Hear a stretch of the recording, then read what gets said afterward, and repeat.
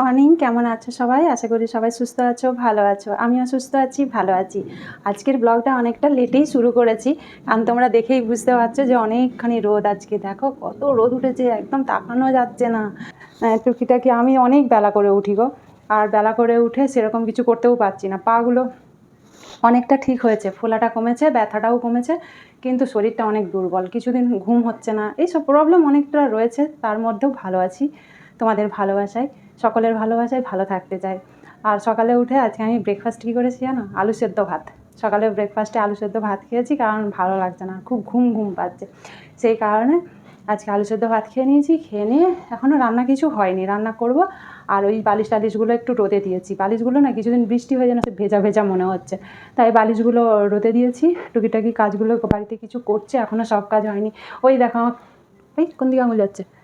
ওই দেখো কাশফুল নিয়ে এসেছিলাম, অনেক দিন আগে নিয়ে এসেছি কাশফুল, জানো। এখনও আগমনীর শ্যুট আর করতে পারবো কিনা আমি জানি না।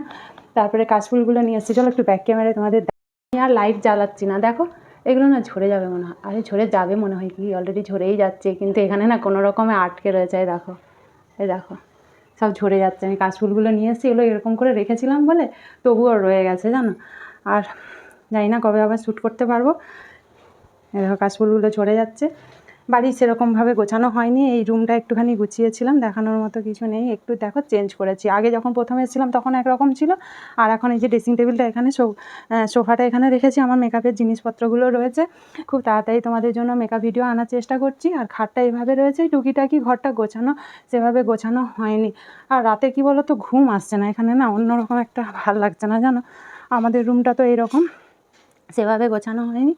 পুজো হয়ে গেছে, মা সকালে পুজো টুজো করে দিয়ে বেরিয়েছেন। এই দেখো, দাঁড়াও লাইটটা জ্বালাই, তোমাদের দেখাচ্ছি অন্ধকারে। এই দেখো পুজো টুজো সব হয়ে গেছে, ওই রেগুলারের নিত্য পুজো যেরকম হয় সেটাই হয়েছে, বেশি কিছু হয়নি। চলো রান্না বান্নাটা করি, তোমাদের সাথে শেয়ারও করি কী রান্না করব কী করব। আর ইঁদুর ঢুকে যা তাণ্ডব শুরু করেছে সে আর বলে বোঝাতে পারবো না। সব বড় বড় কৌটো ফৌটো সব কেটে দিচ্ছে, ডালের কৌটো কেটে দিয়েছে। এইখানে যত কৌটোগুলো রেখেছিলাম, এই দেখো ডালের কৌটোটা কীভাবে কেটেছে দেখো। এই দেখো পুরো কেটে দিচ্ছে সব কৌটোগুলো, জানো। আবার এই দেখো, এটা আমার হচ্ছে, এটাতে চালের গুঁড়ো আছে, এই দেখো কৌটো কেটে দিয়েছে। তেলের বোতলের কৌটো কেটে দিয়েছে, আমি তো ডাস্টবিনে ফেলে দিয়েছি আজকে সকালে, তোমাদের আর এসব দেখাইনি। কি বড় ইঁদুর, আমি তার জন্য না এই কালকে এই হিটটাও নিয়ে এসেছি গিয়ে। এই যে এই আঠাটা দিয়ে জানি না কতটা কি হবে, দেখাচ্ছি কিভাবে, তোমাদের ফোকাস করছে না কেন। ইঁদুরের তাণ্ডবে না কি বলবো তোমাদের। শীতকালে হচ্ছে ইঁদুর তাণ্ডব করবে, গরমকালে মশা মাছি পোকা মাকড় যত সব কিছু।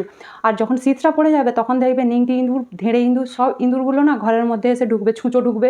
এগুলো প্রত্যেকটা বাড়িতেই হয়ে থাকে। আর এত তাণ্ডব করে পুরো শীতটাতে। আর আমি না ইঁদুর মারি না, মানে বিষ টিষ দিই না, কারণ কেন বলো তো, আমি গণপতি বাপ্পার পুজো করি সেই ছোটোবেলা থেকে। ধুমধাম করে বেশি বড় করে করতে পারি না, কিন্তু আমি ওনার পুজো করি, আমি নিজে ব্যবসা করি, তো সেই কারণে আমি তো ছোটো অনেক, যতদিন আমি বিউটিশিয়ান লাইনে এসেছি, আজ বহু বছর হয়ে গেল, ততদিনই আমি কিন্তু লক্ষ্মী গণেশের পুজো করি, একসাথেই ভাই বোনের পুজো করে এসেছি। তাই কারণে না আমি না কখনো হচ্ছে মারি না, ইঁদুর মারি না, মানে বিষ দিই না বাড়িতে। একবার এক বছর না প্রচুর আমার ইঁদুর এত তাণ্ডব করেছিল যে বাধ্য হয়েছিলাম বিষ দিতে। বিষ দেওয়ার পরে না আমার অনেক ক্ষতি হয়েছে, অনেক বাড়িতে অনেক ক্ষতি, মানে সে ক্ষতি আমি তোমাদের বলে বোঝাতে পারবো না। শারীরিক অসুস্থতা, ফিনান্সিয়াল প্রবলেম, টাকা পয়সা ঝুট ঝামেলা অনেক ঝেলতে হয়েছে। সেই কারণে না আমি কখনো কোনোদিনও ইঁদুরকে বিষ দেওয়াটা পছন্দ করি না। এবারে বলবে যে তাহলে তুমি যে ওখানে ধরছো, ওখানেও তো আটকে যাই, মরে যাবে। হ্যাঁ ভয় করে, কিন্তু কি করবো বলো তো, এত তাণ্ডব করবে, জিনিসপত্র সব শেষ করে দিচ্ছে কেটে কুটে। এগুলো তো ওপরে চোখের সামনে বলে দেখতে পাচ্ছি, যেগুলো নিচে রাখা থাকে সেগুলো তো দেখতে পাবো না, কী হবে বলো তো। এবারে সেই কারণে না মানে বুঝে উঠতে পারছি না যে কী করবো। আর ওখানে মানে ওই আঠাটাতে আটকেও যাবে, বড় ইঁদুর, মানে গেছো ইঁদুর মানে তো বুঝতেই পারছো, কারণ এখানে তো দেখতেই পাচ্ছ কত গাছ আছে না, বড় বড় ইঁদুর সব চলে আসে। সেই কারণে কিছু করারও নেই। তো যাই হোক, এবারে যাই রান্নাবান্না করি। দেখো এই হিটটা নিয়ে এসেছি, এই হিটটা দিয়ে, এই মানে হিট বলতে এই যে আঠাটা, এটা নিয়ে এসেছি যে ইঁদুর ধরবো বলে। অনেক বড় গেছো ইঁদুর ঢোকে, জানো এটা দিয়ে, কোনটা দিয়ে ঢোকে, এই ফাঁকটা দিয়ে ঢোকে। এইখানে একটা ফাঁকা আছে না, এই যে এখানে প্লাইউড দেওয়া আছে, তো এই যে জানালার এখানে যে ফাঁকাটা আছে, এইটা দিয়ে গেছো ইঁদুর আসে, এসে সব লণ্ডভণ্ড করে দেয়। এখানে কিছু রাখা যায় না, খাবার দাবার ফল টল যা ছিল সব শেষ করে দেয়, কৌটোগুলো কেটে দেয়, ওষুধগুলো কেটে টুকরো টুকরো করে দেয়, সব একদম 12 বাজিয়ে দেয়।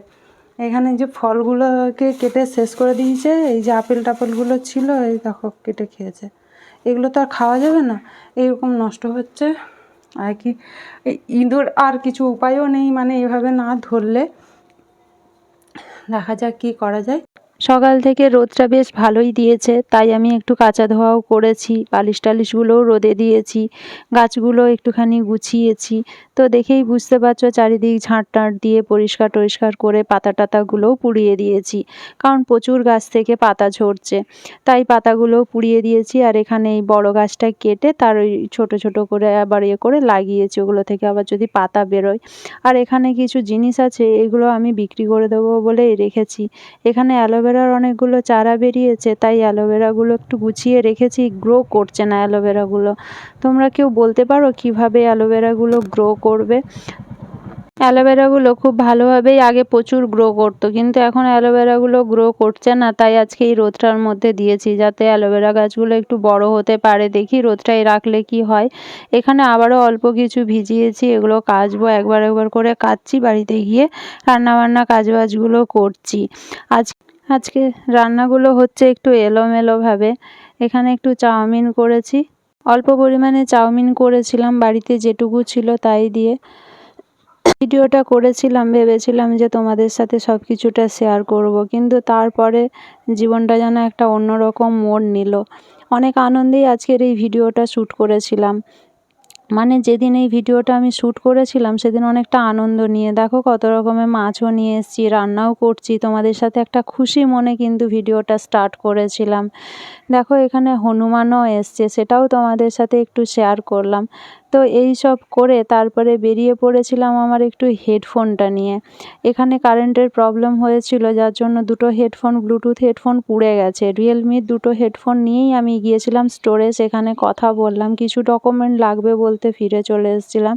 তারপরে সেই ডকুমেন্টগুলো নিয়ে যাইনি বলেই তাড়াতাড়ি করে আবার বাড়ি আসছিলাম। দেখো কত মেঘ করেছে, ভেবেছিলাম যে এই ডকুমেন্টগুলো নিয়ে বিকেলবেলায় আবার রিটার্ন যাব, এখন প্রায় 3টে বাজতে যায়।